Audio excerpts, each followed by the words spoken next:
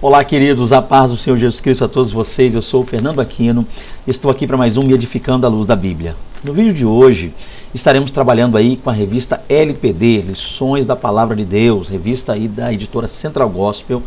E o título da lição que estaremos estudando, que é a lição de número 10, é Livro de Provérbios, parte 2, e abrange aí Provérbios capítulo 10, no verso 1, até o Provérbios capítulo 22, verso de número 16, tá? Então, mais uma aula aí, eu quero contar mais uma vez com a participação, a ajuda, o auxílio de vocês aí, comentando, compartilhando para poder nos ajudar. Vamos lá então, começar a lição, texto bíblico básico. Está lá em Provérbios capítulo 10, dos versos 11 ao 22. Temos também o nosso texto áureo, que diz aí, lá está lá em Provérbios 10, 29 e 30, e diz: o caminho do Senhor é fortaleza para os retos, mas ruína virá aos que praticam a iniquidade. O justo nunca será abalado, mas os ímpios não habitarão a terra. Olha que coisa interessante, a gente vai falar um pouquinho mais sobre isso ao longo da aula aí, esses contrastes. E dando início aqui, né, a palavra introdutória, a gente percebe: uma compilação de provérbios não é uma narrativa, mas considerados como um todo, os provérbios nesse livro contam uma história. Então, para começar, gente, se a gente pegar uma série de provérbios aí, né, e escrevê-los, datá-los, compilar, colocar tudo juntinho, nem sempre quer dizer que a gente está narrando algo, né? Porque há provérbios que tratam um assunto, outros tratam outro, assunto diferente, então há temas muito diversos, né, abordados nessa questão aí de provérbios. Só que o interessante é que quando a gente olha para esse livro, a gente parece ver nele uma história. Então, diferentemente do que a gente viria, né, que a gente acabaria vendo aí, né, veria de estar juntando, né, como eu disse, compilando, a gente uniu uma série de provérbios, a gente automaticamente não veria aí uma narrativa, uma história, mas esses provérbios aqui, ou seja, o livro de provérbios é interessante. Além dele contar com uma série, um monte, né, como já disse aqui, muitos provérbios compilados juntos, mas esses provérbios foram compilados de uma forma tão interessante, a maneira como Deus inspirou aí Salomão para poder fazer esse material, e acabou parecendo-nos uma narrativa. A ideia que dá a entender aqui é que quem vem contando, ele vem trazendo uma história desde a sua tenridade, desde lá do início até uma certa idade. Então, cada provérbio, a maneira como foi escrita, como foi compilada, composta, tudo isso, parece nos contar uma história interessante. Então, é isso que nos envolve ainda mais no livro de Provérbios. O personagem mais óbvio, né, claro, nessa história aí, é o narrador, ou seja, o locutor do livro. Então, é alguém que está contando em cada provérbio uma história. Essa história, como a gente já disse, dá-nos a entender que inicia lá na sua mocidade, na sua tenridade, recebendo de seu pai conselhos, pondo em prática tais conselhos. Até certo ponto, Salomão, ele errou muito, mas a ideia é repassar aos jovens tais conselhos. Então, dá-se a entender que há um personagem traçando, narrando em cada divisão, em cada provérbio desse livro, em especial, uma história que está sendo contada para nós. E o personagem mais óbvio, né, que mais se destaca em toda essa história, é claro, é o locutor do livro, é aquela pessoa que está ali preparando e narrando esse livro para a gente. Muito embora ele, às vezes, dirija-se a quem lê como meu filho, fazemos bem em considerar o leitor como todos, ou seja, nós mesmos. Então, coisa interessante, tá, gente? Então a gente percebe aqui, né, a ideia é que o locutor, ele narra-nos uma história com cada um desses provérbios, como a gente vê aí, né? A gente sabe que comumente, como já foi dito aqui, não seria uma narrativa, mas nesse caso em especial a gente percebe isso, dá-nos a entender, quando a gente começa a ler provérbios e segue lendo, uma história nos é contada, vamos conhecendo, além dos provérbios, além de aprender isso, além de poder aplicar isso no nosso dia a dia, nosso convívio, nós também vamos conhecendo um pouco mais sobre quem escreve, a maneira como ele fala, os conselhos que lhe foram dados, os conselhos que ele também está dando, dá-nos a entender um pouco da índole, do caráter, das coisas que essa pessoa aprendeu a saber, Salomão, é claro, ao longo de sua vida. Então é muito importante, tá? A gente percebe que volta e meia no livro ele se dirige, né? Muitas vezes ele dirige para a gente estar lendo aí, né? Quando ele fala conosco, a maneira como a gente lê, muitas vezes ele lê como meu filho. Olha que coisa interessante, dando aquela ideia. Então, o bom aqui, né, para iniciar, é que a gente considere realmente, né, o leitor, ou seja, como todos, nós mesmos. Então, quando a gente está lendo ali, a ideia é entender que nós estamos sendo aconselhados e muitas vezes nós estamos vivendo aquela questão, né? Isso aqui é o que diz aí o comentário, que eu, diga-se de passagem, não conheço, até então não conhecia, nunca tinha ouvido falar, é o comentário Hayken. Eu acredito que futuramente eu posso estar até adquirindo esse comentário. Eu gostei um pouco aqui do que foi dito, tá? Então está aqui, né, da editora Central Gospel, 2013, está aqui a página 280, a referência, e eu vou ter uma fotozinha aqui, é claro, para mostrar aqui o manual Hayken, né? Não conheço esse material aí, talvez alguém conheça e queira comentar aí pra gente se é um material realmente interessante da gente estar adquirindo. E também, é claro, estou colocando aqui a fonte, né, de onde eu estou extraindo os textos para esse slide, né? Então, tá, eu estou extraindo aí tá aqui o site www.advec.org/escola bereana. E, é claro, colocando aqui a fonte, eu também quero agradecer, porque esse trimestre eu pude contar, né, está quase findando já, estamos na lição número 10, faltam 3 lições ainda, e eu tive a honra, o prazer de poder contar aí com esse auxílio, ok? Da Escola Bereana. É lá que eu tenho extraído, já visto o fato de que eu falei desde o início, né, quem me acompanha aqui no canal sabe que eu comecei sem a revista, então foi uma luta, uma batalha muito forte, muito grande por causa da pandemia, então eu estou extraindo aí esse conteúdo. Então, se você quiser adquirir, como eu já disse em vídeos anteriores, não sei se é de uso exclusivo de membros e obreiros da igreja ADVEC, tá? Se for, é claro, basta que me contactarem aí, entre em contato conosco e eu retiro aqui, não paro de usar. Mas enquanto não estou sabendo, não foi dito nada e também não vi nada no site dizendo que seja de uso exclusivo dos membros, obreiros e professores da ADVEC, a gente está fazendo uso. E Deus abençoe a igreja ADVEC, Deus abençoe a Escola Bereana, tá? Vocês são bênção. Continuando aqui, primeiro tópico então, para a gente poder dar continuidade. A teologia da sabedoria. Vamos lá, falar um pouquinho sobre esse tema interessante aí. Provérbios capítulo 8, né, versos 22 ao 31, dá-nos ciência de que sabedoria existe desde a eternidade. Olha que coisa interessante, quando a gente passa a ler o livro de Provérbios, a visão que nós temos aí, o entendimento, né, que nós chegamos, é que sabedoria, né, ou a sabedoria, por assim dizer, ela mostra que ela existe desde a eternidade, ela é eterna. Então, olha que coisa interessante, tá? Que coisa maravilhosa. É claro que Deus, ele é a fonte da sabedoria. Então, por isso é que nós entendemos que a sabedoria é eterna, que a sabedoria está em Deus, a sabedoria é Deus, Deus é a sabedoria em pessoa, né? O Pai é a sabedoria, o Filho, Jesus Cristo é a sabedoria, o Espírito Santo de Deus é a sabedoria, o Espírito de sabedoria. Então a gente percebe aí, lendo Provérbios, essa ideia que nos é passada da eternidade no que tange a sabedoria. O povo hebreu entendia que o Todo-Poderoso inseriu as características determinadas da sabedoria no momento da criação, ou seja, ele instaurou no ato criativo a ordem moral que rege o universo. E o temor do Senhor está diretamente relacionado a essa realidade. Então, o povo hebreu já tinha essa visão, né, já tinha esse entendimento de que a sabedoria ela é eterna, a sabedoria ela vem de Deus, ela está em Deus, ela está com Deus. Olha que coisa interessante, que quando Deus, ali no momento da criação, né, quando Deus criou, ele já deu, né, ao homem essa capacidade de buscar dele mesmo, buscar de Deus, essa sabedoria, de agir com sabedoria. Então a gente percebe também, quando Deus começa a instaurar, né, a ordem, no que tange aí no ato criativo, Deus vai criando, e aí ele também traz ao mundo a ordem moral. Que coisa maravilhosa, né, para o universo. E dentro dessa ordem moral que nós entendemos que temer a Deus, se aproximar de Deus, andar com Deus, ouvir a Deus, servir a Deus, seguir a Deus, amar e adorar a Deus, aí é que está realmente a sabedoria. E o livro de Provérbios é um livro que destaca muito essa questão. O Jó também fala um pouco sobre isso. É importante a gente frisar questões como essa. O livro de Salmos também traz algo nesse sentido. Então, dar-nos a entender que Deus, sim, é a fonte da sabedoria e que quem se aproxima dele, quanto mais próximo eu estou de Deus, no que tange a adoração, serviço, amor, tá, reconhecimento de quem ele é, tá, honra ao nome do Senhor sempre, aí eu estou agindo com sabedoria, eu estou demonstrando ter em mim sabedoria. Então a gente percebe aí a sabedoria como sendo eterna, ela vindo de Deus, Deus como sendo a fonte da sabedoria, o povo hebreu, a nação da aliança, já reconhecendo isso, entendendo isso, né? E quem dera todas as nações pensassem assim, a quem não pense, né? A gente vê aí nações pagãs, nações aí idólatras, né? Onde há milhões e milhões de deuses em que são adorados nessas nações, mas o povo hebreu entendeu isso.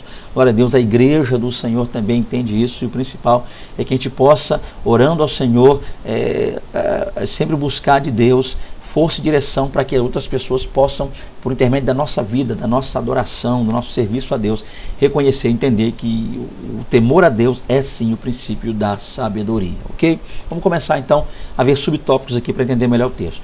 Como interpretar o livro de Provérbios? Isso aqui é muito importante, gente. Vamos lá, como a gente faz uma interpretação? É claro que a gente não teria tempo hábil em um vídeo como esse, ou até em outros, eu diria, precisaríamos de tempo, demanda muito tempo para se entender, trabalhar melhor essa questão de Provérbios. Haja visto o fato de que existem temas lá que são diferentes do outro, abordagens diferentes, mas a gente faz aqui uma questão mais a grosso modo para poder tentar interpretar, entender melhor o que diz o livro. Então, o primeiro ponto aqui é entender que o estilo do livro. Qual seria o estilo do livro de Provérbios? Isso aqui é muito importante, tá?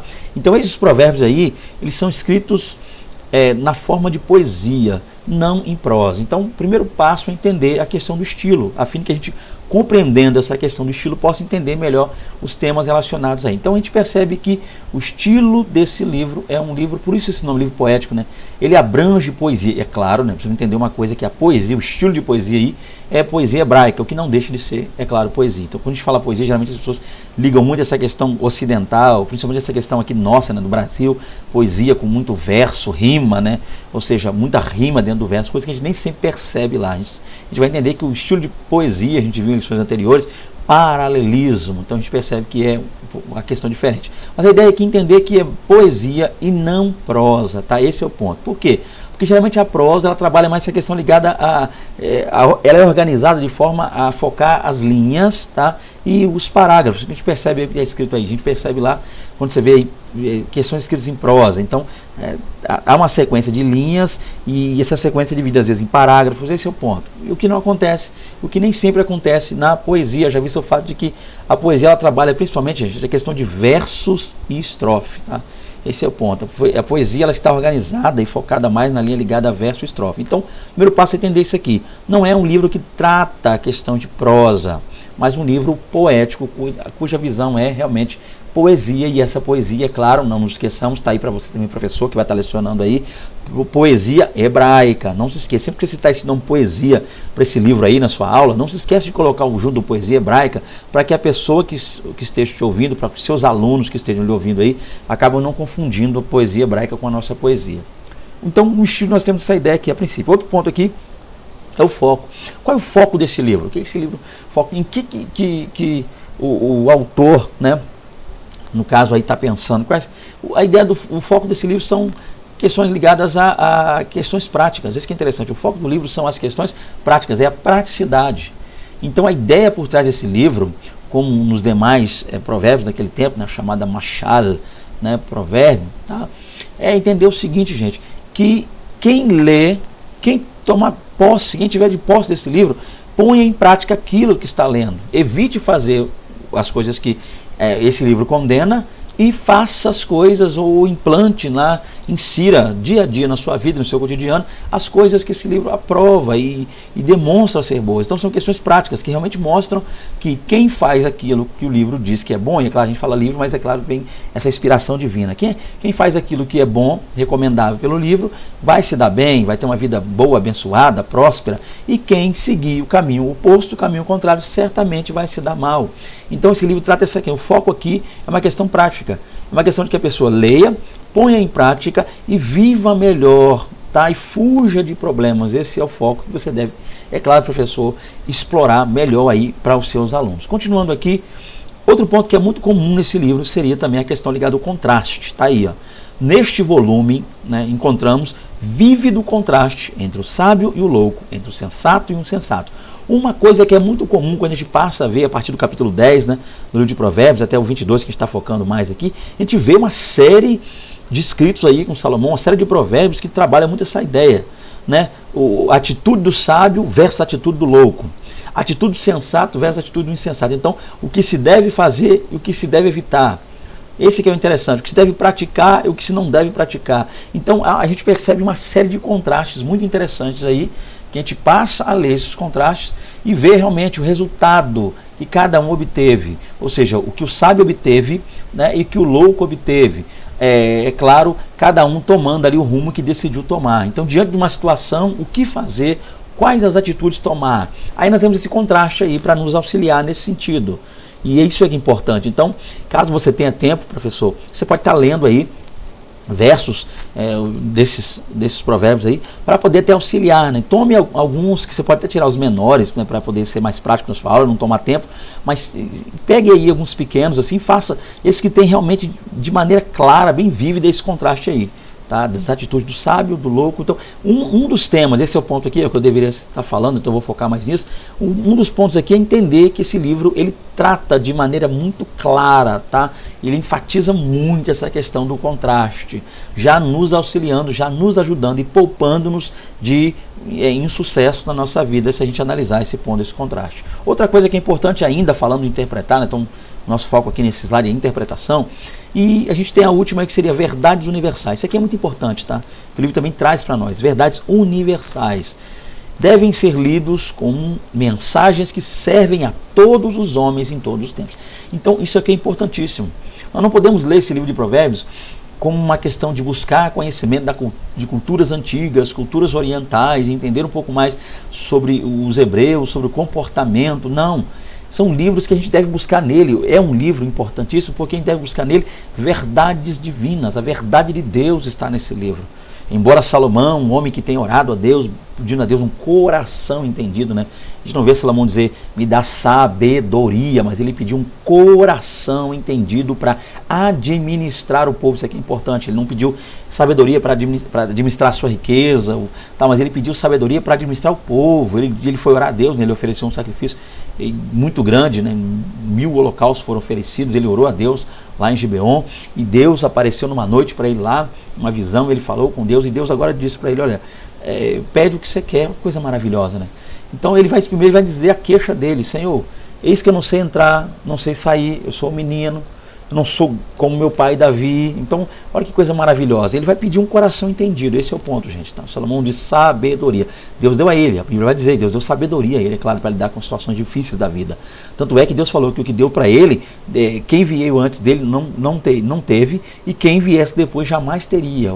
A tamanha sabedoria, tamanho conhecimento, e esse coração entendido que Salomão pediu a Deus. É claro que a gente geralmente foca na questão da sabedoria, mas a ideia é entender onde eu quero chegar com isso. É que essas verdades passadas aí são verdades essenciais e também universais, tá? Então não é algo a ser aplicado só no Oriente, não é algo a ser aplicado só no tempo ali do rei Salomão e quiçá próximo a ele, mas são verdades a serem aplicadas a todos os tempos. São verdades que sempre estarão aí para que a gente observe, as viva, e através de vivendo essas verdades, né, observando-as e vivendo-as, a gente consiga, é claro, de Deus ter uma vida abençoada para a glória do nome dele. Então são verdades universais, isso aqui não pode ser alterado.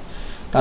Aqui não é uma questão, não veja esse livro como algo cultural, tá? Mas o leia como universal. Para começar, gente, isso aqui seria o que a gente pode chamar aí de interpretação, como interpretar esse livro, tá? São pontos a se interpretar. É claro que tem questões técnicas que eu não citei aqui, né, questões ligadas à hermenêutica, questões mais focadas ainda na questão da poesia hebraica.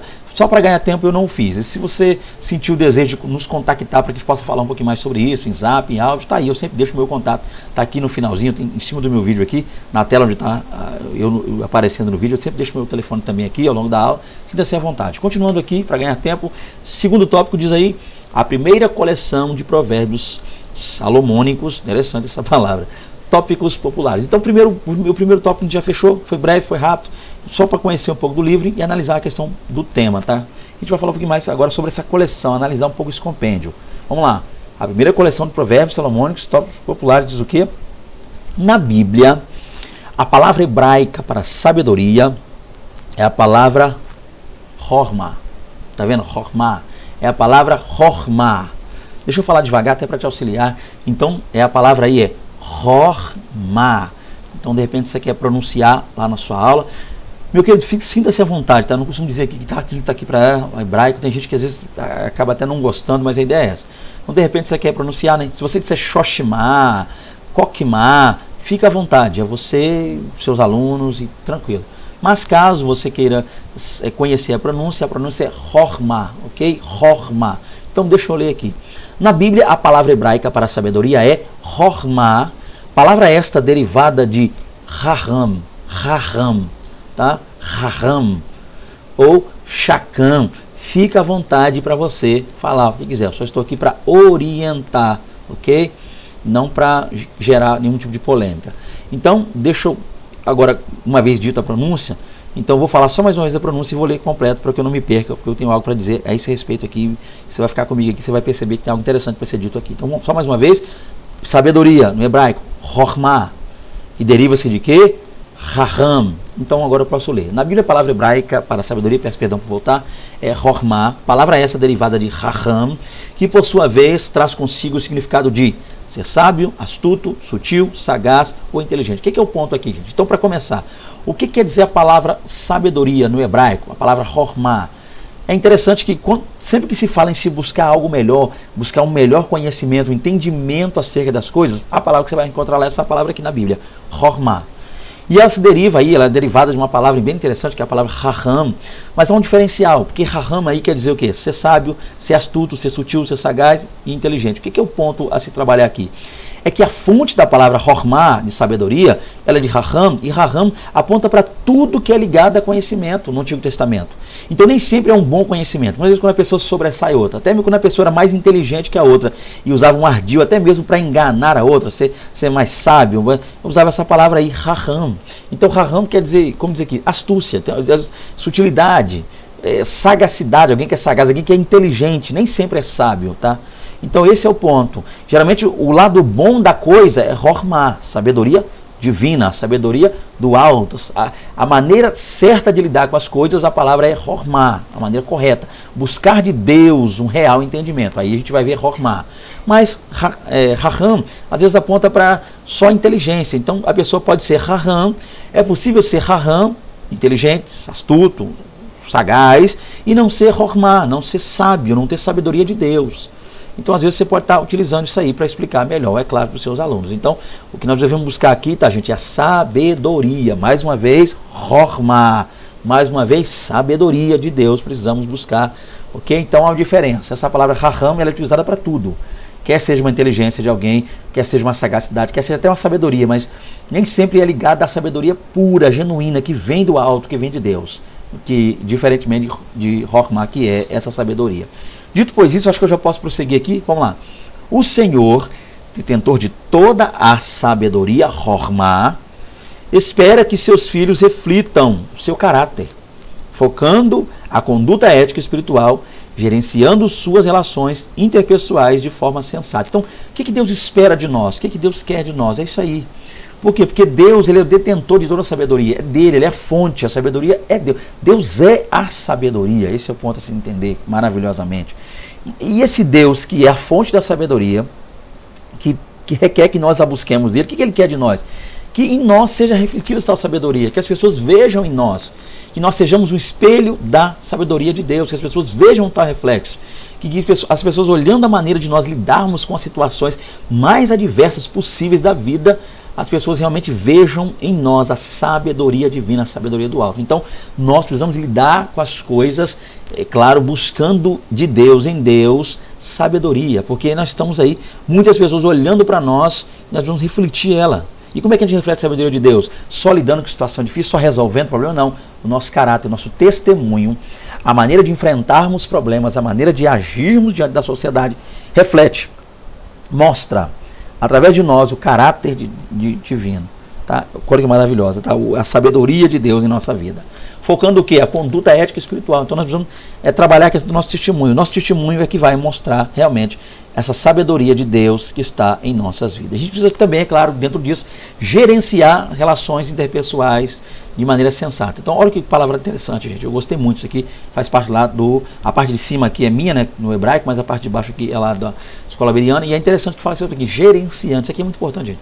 Gerenciar. O que é gerenciar? É cuidar, administrar, ficar atento na maneira como nós lidamos aí com as pessoas. Tudo isso vai refletir ou não, né, a sabedoria de Deus em nossas vidas. A verdadeira Hormá está aí. Pulando aqui, vamos lá, 2.1, o uso da língua. Coisa também muito comum lá no livro de Provérbios. Em Provérbios capítulo 10, versos 31 e 32, o sábio faz clara distinção entre o falar dos justos e o dos perversos. Isso aqui é muito importante, gente. Então ele não distingue só. Onde a gente quer chegar com isso? É que o livro de Provérbios não trata só a questão comportamental, no que tange atitude, o jeito de fazer, de agir, mas também a maneira de falar. Olha que coisa interessante. O livro também traz um contraste na forma do justo falar e do perverso, na maneira dele lidar com as coisas, na maneira dele agir com as coisas. Olha que coisa maravilhosa. Então, destacamos a seguir as questões abordadas por Salomão no livro de Provérbios, relacionadas ao uso da língua. E aqui, é claro, meu querido professor, porque a ideia principal desse canal é te auxiliar também, que a gente sabe que o professor, ele passa uma grande dificuldade. Há casos, eu já leciono em EBD há um bom tempo, né? Eu comecei, inclusive, antes de me tornar pregador, me tornei pregador, para glória de Deus, né? Deus sabe todas as coisas, eu louvo a Deus por isso, me tornei pregador, hoje eu vivo aí no Evangelho, tá? Itinerância já, há quase 6 anos na itinerância, louvo a Deus, tá? Que a gente tem que tomar certos cuidados, certas cautelas aí para não acabar entrando em certos problemas, tá? Mas voltando aqui ao assunto, é interessante que muitas vezes o professor ele sofre com essa questão. Eu lembro que quando eu comecei, muitas vezes tinha esse negócio de chegar no sábado, a EBD, geralmente na minha igreja, lá onde eu era domingo pela manhã, e alguém dizia sábado à noite, você que vai lecionar amanhã, hein? Então, muitas vezes o professor não tem aquele tempo hábil, não é que ele não quer, nem sempre, tá? Eu sei. Eu posso ser que alguém no comentário vai dizer alguma coisa, então já vou falar também aqui para que toque no assunto. Mas eu sei que há professores que às vezes são desleixados, eu sei que há professores que às vezes não pegam, passam a semana inteira sem pegar na revista, eu sei que há professores que às vezes não leem e a gente percebe isso durante a aula, mas eu não vim falar disso aqui, eu não estou aqui para... O canal não é para jogar indireta para ninguém. Então a ideia é essa, eu sei, a questão é que eu sei que há casos e casos, esse é o importante. Então o que eu quero focar aqui, quem eu quero ajudar aqui é você, professor, que está disposto, quer fazer, às vezes se voluntariou para ser professor, porque ninguém quis, porque muita gente corre de se lecionar na EBD, então você topou o desafio, se voluntariou, e às vezes precisa de um auxílio, conta comigo, está à tua disposição. Às vezes eu posso não falar coisas legais aqui, trazer o que você precisa, talvez a resposta que eu vou estar trazendo aqui, ou o tema, o assunto, não é o mais importante a você, mas eu estou aqui, meu contato está aí, você pode entrar em contato conosco, é claro, tudo na direção de Deus, conversando com o seu pastor, tá, para que não haja nenhum tipo de problema, porque às vezes há um camarada de fora da igreja, está trazendo, ninguém sabe quem é esse Fernando Aquino, eu não conheço, de repente ele vai trazer alguma coisa que pode gerar um problema. Não, converse com o seu pastor, inclusive se você quiser, passa o meu contato para o seu pastor, a gente vai conversar à vontade, tranquilo, tá tudo no entendimento, tudo para honra e glória de Deus. A gente só está aqui para somar, tá? Não para dividir igreja, nem dividir opinião, nem botar professor contra pastor, contra líder, jamais, eu não estou aqui para isso não. Eu estou aqui porque eu estou querendo ir para o céu, o meu negócio é salvação. Enquanto eu não fui para lá ainda, eu estou aqui na terra para auxiliar e para ajudar você, é claro que quer se ajudar. Então deixa eu continuar aqui, voltando, tá? Peço perdão por ter saído um pouco do assunto, mas retorno aqui agora. Então a questão aqui é entender o que, professor? Que tem pontos que você vai poder abordar de maneira interessante. Vamos ver que pontos são aí. Primeiro, olha que coisa interessante, na questão da linguística, na questão de falar, né?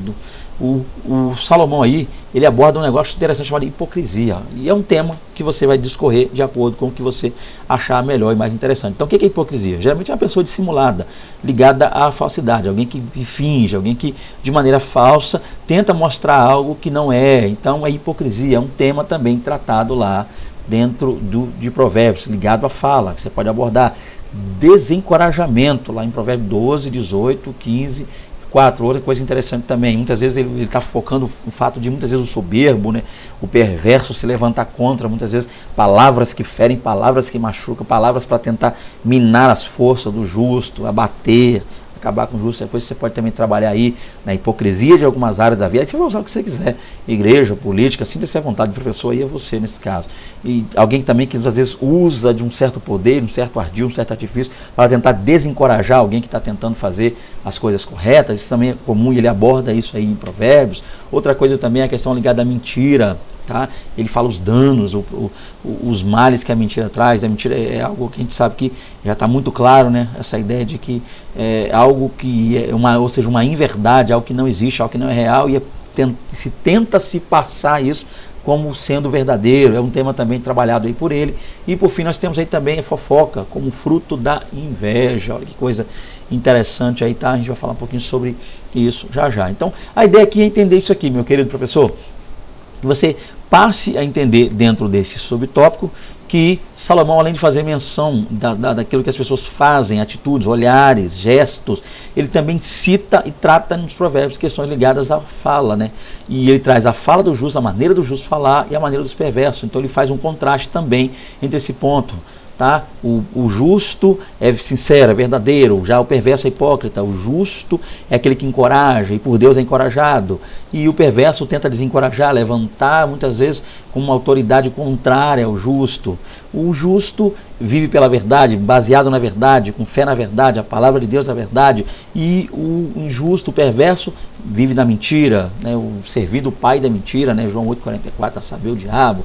E o justo, ele foge de contendas, conversas vãs, né? Muitas vezes ali fofoca, como a gente vai. Já o perverso, ele ama levar uma fofoca, um mexerico, espalhar alguma coisa. Coisas que é claro que você pode ter, mas às vezes você pode abordar com mais clareza dentro da sua lição aí. Outro ponto interessante, disciplina pessoal. Vamos falar mais. Consideremos o que Salomão destacou a respeito da disciplina pessoal, que se abraçada com coragem, fé, nobreza e abnegação, fará com que nosso caráter seja cada vez mais semelhante ao de Cristo. Outra coisa que é importante também, que Salomão destacou aí, gente, a questão da disciplina. Olha que coisa maravilhosa, a autodisciplina, o controle, tá? A ponderação, a maneira correta de se viver. O justo, ele é disciplinado, ele tem todo um manual que orienta, e esse manual não é outro senão a palavra de Deus. Também junto a isso, coisas que ouviu de seus antepassados, né, dos anciãos, seja do pai, do avô, na família, questões ligadas a respeito, ao tratamento com as pessoas, uma família, o amor à família, tudo isso são disciplinas pessoais que também são abordadas nesse livro. Percebe que coisa maravilhosa. A gente viu aqui o estilo do livro, que coisa linda, né? As questões ligadas ao estilo, o foco do livro, a gente viu aí coisas maravilhosas dentro desse ponto, dentro desse foco aí a se trabalhar, verdades universais. A gente também está percebendo aqui que Salomão, ele trabalha essa questão do comportamento, a questão da fala. Então a gente vê aqui também a disciplina, o justo, ele é alguém disciplinado. O que a gente pode extrair disso aqui, professor? Vamos falar um pouquinho disso. Diligência. Então, diligência aponta para isso aqui, uma pessoa disciplinada, uma pessoa que anda segundo os parâmetros, uma pessoa que tudo que ela faz é com carinho, com cuidado, tudo com controle, tudo corretamente. Uma pessoa disciplinadíssima é alguém diligente, alguém que faz com cuidado, alguém que mensura o que está fazendo, para e pondera tudo o que precisa fazer. Que coisa maravilhosa. Outro exemplo aqui, humildade. Então, alguém que é diligente, tá? Alguém que tem uma disciplina ligada a tudo que vai fazer, faz com disciplina, alguém que é amplamente disciplinado, e alguém que é humilde em sua maneira de viver, na maneira de lidar com as pessoas e na maneira de agir, tá? É humilde. Então outro assunto abordado por ele a ser trabalhado, humildade. E por fim, justiça. Alguém que sempre procura agir justamente, alguém que não é levado pela emoção, alguém que muitas vezes não é levado só pela chamada razão ou lógica, mas alguém que entende de Deus e pede de Deus sabedoria para lidar e agir de maneira justa, correta. Então esse é o ponto a se entender. É claro que quem está falando isso aqui, quem escreveu, inspirado por Deus, foi um homem que pediu a Deus sabedoria, e o primeiro desafio que ele encontrou foram duas prostitutas junto lá com uma criança, né? Eram duas crianças, uma matou a criança, a própria criança, dormiu por cima da criança, matou, pegou o filho da outra, e ambas foram levar lá. Então Salomão, ele teve que agir ali, a justiça falou mais alto, a justiça de Deus. Ele diz: trazei-me uma espada, já que as duas estão falando é minha, criança é minha, eu sou a mãe, trazei-me uma espada. Naquela hora, naquele momento, a mãe verdadeira disse: não, fica com ela, é melhor o menino, por assim dizer, inteiro na mão dela do que metade cortado, morto na minha mão, então deixa com ela. A outra diz: não, mata, corta. Então nesse momento, quem falou mais alto foi a justiça de Deus. Então tudo isso requer de nós sabedoria, porque há situações que, se não fosse a sabedoria divina, a sabedoria do alto, a verdadeira sabedoria horma de Deus, nós jamais lidaríamos com tal situação. Então é um ponto importante a se trabalhar e se estudar aí nessa lição. Trabalhe um pouco disso, da pessoa disciplinada, como, justamente jovens, como disciplinar um jovem diante de Deus. É claro, em Provérbios trata de maneira clara e gloriosa esse tema. Vamos falar um pouquinho sobre emoções também.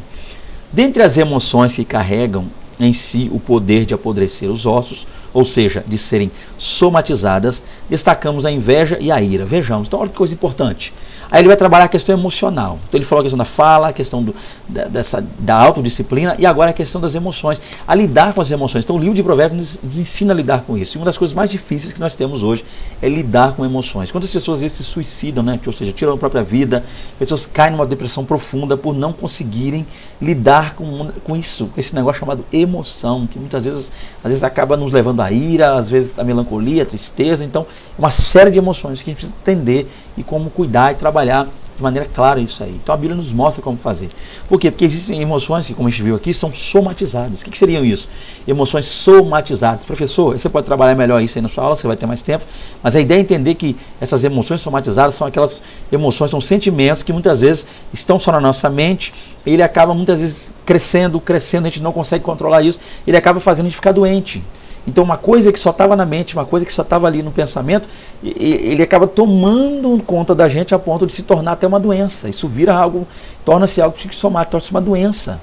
Então muitas vezes há pessoas que sentem no corpo, sofrem dores de coisas que até ontem ou até então, né, eram só questões ligadas ao pensamento, só emoções que não controladas, que não cuidadas, que não medicadas ou tratadas de qualquer maneira mais clara aí, né, diante de Deus também, questões desse tipo, emoções que não trabalhadas acabaram se somatizando e tornando doenças. Então a gente tem que ficar atento com isso. E quais são elas? A gente vê aqui inveja, né, e Provérbios fala claramente isso aí pra gente, 14:30 mostra essa questão da inveja, chega a apodrecer os ossos. Tá, coisa interessante, o que a inveja faz? Ela mata, ela corrói a pessoa. A outra coisa também é a ira.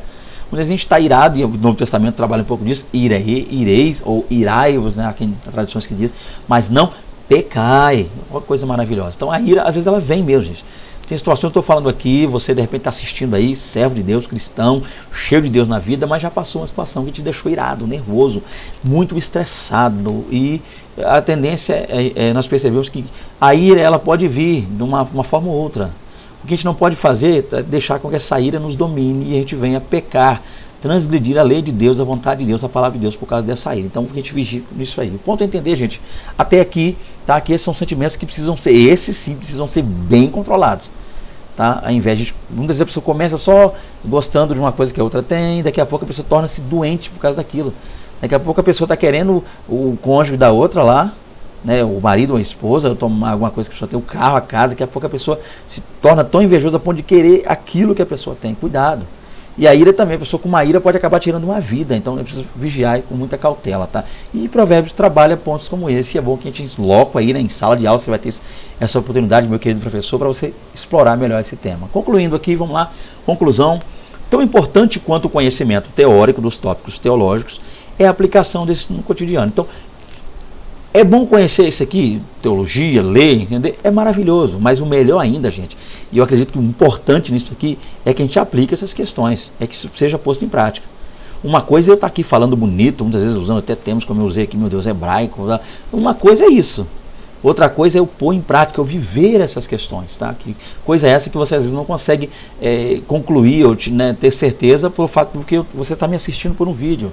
A gente não se conhece ainda, então muitas vezes a gente pode estar vindo aqui na internet, eu posso estar vindo aqui trazer um personagem, um Fernando Aquino, que muitas vezes demonstra ser uma pessoa abençoadíssima num vídeo, mas que na verdade na vida não é assim. Então o bom é claro, caso você queira nos conhecer também, maravilha, irmão, contactar-nos aí para a gente poder estar indo na igreja de vocês, nos conhecer via telefone. Muitas vezes você não quer entrar em contato para nos levar para ministrar, sinta-se à vontade, vamos conversar, manda um zap, vamos falar um pouco de teologia, de Bíblia, de textos originais, vamos trocar informações interessantes sobre a palavra de Deus. Estou aqui.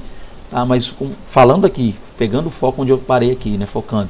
A ideia não é ser conhecedor e falar bonito, não, usar palavras maravilhosas, lindas, e chegar aqui com um visual todo, né, um naipe, não. A ideia é realmente viver isso aqui, vida no altar é o principal. A gente precisa ver nas pessoas, vida no altar, e eu tenho tentado, pelo menos, demonstrar isso aí. Quem me conhece sabe quem sou eu realmente. A sabedoria não é mais um tema de estudo, que como outros tantos... A sabedoria não é mais um tema de estudos que, como outros tantos, precisa ser memorizado. Então, sabedoria, gente memoriza muitos temas, né? Muitas doutrinas bíblicas que a gente conhece de memorizar. Soteriologia, matiologia, a gente conhece muita coisa, mas a sabedoria não, ela precisa ser vivida. Eu não tenho que memorizar, gravar, ter em mente, não, todo um mantra, né? Recitar um mantra, ou ter aí uma chamada cabala judaica, uma gematria, números ocultos, sabedoria oculta, escondida dentro da Bíblia. Não precisamos nada disso, gente. Simplesmente buscar do alto essa sabedoria, viver essa sabedoria, agir com sabedoria no nosso cotidiano. Ao contrário, para tornar-se uma realidade existencial, ela precisa transformar-se em ato. Então a sabedoria não pode ficar em livros empoeirados. A sabedoria tem que estar em nós, na nossa vida. A sabedoria não pode estar no ocultismo aí, escondido em textos, a versículos. Tem gente procurando coisas escondidas nos versos da Bíblia. Ô, meu irmão, por favor, em vez da gente, é nós que temos que esconder lá no esconderijo do Altíssimo, buscar em Deus. Tá? A Bíblia, Cristo é a revelação de Deus para o mundo, a melhor coisa que Deus poderia ter feito para esse mundo, Deus fez e enviou Cristo. Então não tem nada melhor para Deus mandar, não. Deus já mandou o melhor, Cristo Jesus. Então não tem nada oculto, o mistério revelado do Yeshua HaMashiach. Que é isso, irmão? Cristo Jesus, glória, todo-poderoso Deus de Israel. Está aí nosso contato, tá? Mais uma aula, um pouco mais breve essa. Eu acredito que algumas coisas poderiam ter sido ditas e eu acabei não falando, mas sinta-se à vontade para nos procurar. Está aí o nosso contato, tá? Querendo contactar-nos para qualquer eventual questão, tá? Desde já nós estamos orando por vocês, orando aí pelas igrejas que estão abrindo nessa pandemia, os estados estão aí. Eu estou aqui no estado do Espírito Santo, então eu não sei dizer como está aí São Paulo, como está o Rio, como está no estado do Nordeste, como vocês estão lidando com essa dificuldade. Mas desde já conte conosco, conte com a nossa oração, tá? Minha família aqui, estamos em casa orando por todos vocês, tá? Amo o meu Brasil, amo esse país maravilhoso, muitos estados que eu não conheço, muitos lugares do Brasil que eu sonho em conhecer, né? Em nome de Jesus, Deus no momento certo nos levará. Minha família ama, tem um desejo muito grande de conhecer o Nordeste do Brasil. Coisa linda, irmão. Um dia nós vamos estar aí para dar glória a Deus com vocês no Nordeste, tá? Que Deus abençoe a todos vocês, a paz do Senhor Jesus Cristo. Até a próxima aula. Um grande abraço a todos em nome de Jesus. Amém, amém. A paz do Senhor.